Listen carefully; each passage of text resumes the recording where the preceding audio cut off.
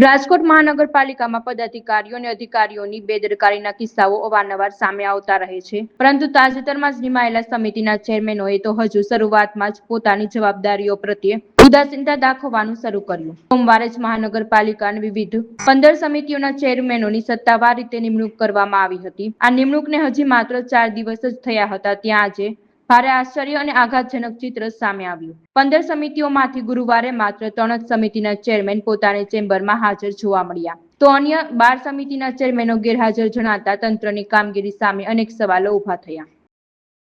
ચેરમેનોની જ્યારે નિમણૂક થઈ ત્યારે સંકલનની બેઠક હતી. નવા ચેરમેનો આદરણીય મેયર સાહેબ, શહેર ભાજપ પ્રમુખ શ્રી માધવભાઈ, ત્યારે જ એમને સૂચના આપવામાં આવેલી હતી કે આપની ચેમ્બરોમાં ખાસ વધુમાં વધુ આપની હાજરી હોવી જોઈએ, જેથી કરીને અરજદારોને આપની સેવાઓનો લાભ મળે.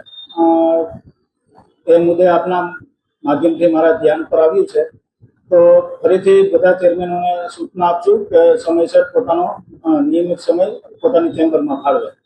ખાસ કરીને જે લાઇટ પંખા એસી ચાલુ હોય છે, આના વિશે શું કહેશો?